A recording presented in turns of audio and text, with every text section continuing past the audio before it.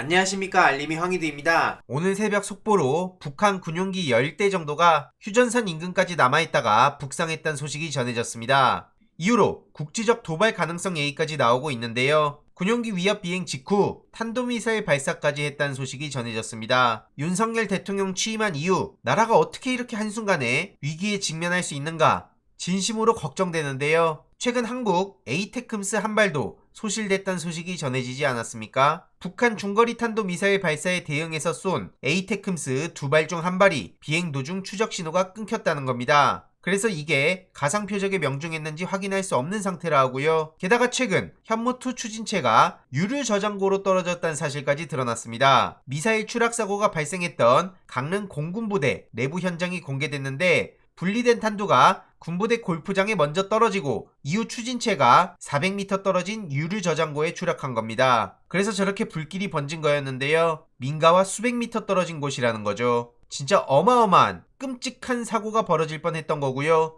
더 심각한 건 정부와 군 당국이 은폐하려 했다는 거죠. 100m 떨어진 곳에는 병사들이 있는 생활관까지 있었다는데요. 이런 심각한 상황에 정부와 군 당국은 뭐하고 있는 겁니까? 민주당은 이에 대해서 조목조목 비판을 하고 있죠. 특히 군 전문가인 김병주 의원은 비가 많이 안 왔다면 유류고까지 번져서 폭발할 수 있었고 대형 사고로 이어질 뻔했다. 그러면서 국방부와 합참해 사건 은폐 및 축소를 강하게 질타했습니다. 그런데 정말 공교롭게도 조선일보 노석조 기자는 이런 식의 보도를 하고 나섰네요. 너무나 속이 훤히 보이는 거 아닙니까? 이에 대해서 김병주 의원도 신속하게 대응에 나섰는데요. 쉽게 말해 윤석열 정부에서 실시한 한미일 연합훈련과 이전 정부에서 실시한 훈련의 성격은 본질부터 다르다는 겁니다. 윤석열 정부에선 훨씬 더 강화된 훈련을 했다는 거고요. 동해상에서 훈련하기도 했죠. 이전 정부에서 했던 훈련은 연락 및 상황 공유 차원의 훈련이었던 거고요.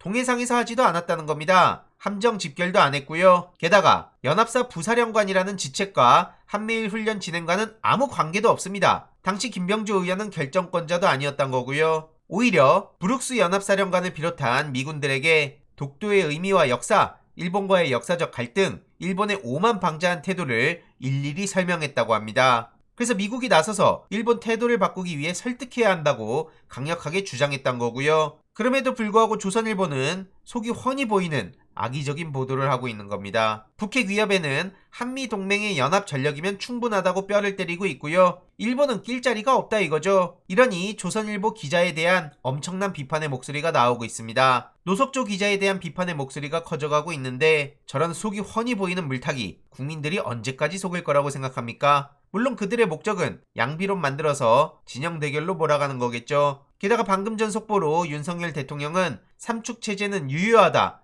이런 얘기를 하고 있습니다. 매번 지적하는 거지만 말보다 중요한 게 예산의 흐름 아닙니까? 최근 MBC에서도 제대로 지적했듯이 삼축 체계 말만 저렇게 하고 있냐는 얘기를 했었죠. 오히려 문재인 정부 때 평화를 뒷받침하는 강한 국방 이걸 핵심 기조로 내세우며 방위력 개선비도 역대 최고란 소식이 전해지지 않았습니까? 그래서 문재인 전 대통령이야말로 안보도 중시하며 평화를 지향하는 행보를 보였던 거죠. 그리고 노무현 전 대통령도 일베를 비롯한 자칭 보수 세력들이 입에 담을 수 없는 얘기를 하고 색깔론 어마어마하게 펼쳤었는데 자주 국방을 누구보다 강조했던 대통령입니다. 부끄러운 줄 알아야지. 이 유명한 밈도 괜히 나왔던 게 아닌 겁니다. 그런데 윤석열 대통령을 보면 정말 한숨밖에 안 나오죠. 심지어 김문수 위원장이 엄청난 논란을 키운 가운데 노동 현장을 잘 아는 사람이다 이런 얘기나 하고 있습니다. 민심과 얼마나 동떨어져 있는지 그대로 보여주는 거죠. 최근에도 국감에서 퇴장당했는데 여전히 문재인 전 대통령을 향해 김일성주의자 타령하고 있습니다. 이런 분한테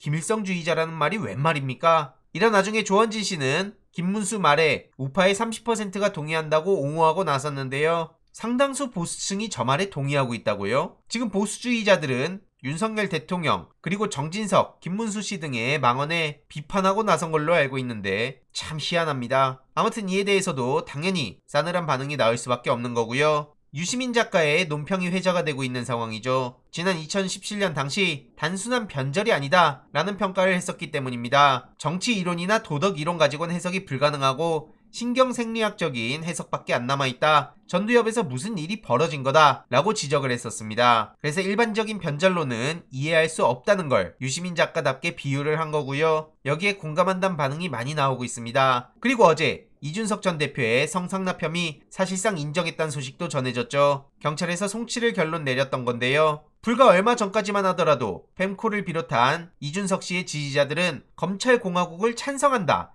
애초에 죄를 안 지으면 되는데 뭐가 그렇게 무서워서 검찰공화국을 반대하냐 이런 얘기를 했었지만 지금은 완전히 멘붕이 온 거죠. 앞으로는 저 칼날이 민주당 내부를 향해서도 올 수밖에 없는데요. 지금은 반윤석열 연대로 모이자는 흐름이 나오고 있습니다. 이와 관련한 추가적인 소식 계속 전해드리도록 하겠습니다. 이번 내용도 유익했다면 구독, 좋아요, 알림 설정, 멤버십 가입 정말 큰 힘이 된다는 점 말씀드리고 싶습니다. 이번 내용도 주위에 널리 공유 부탁드립니다.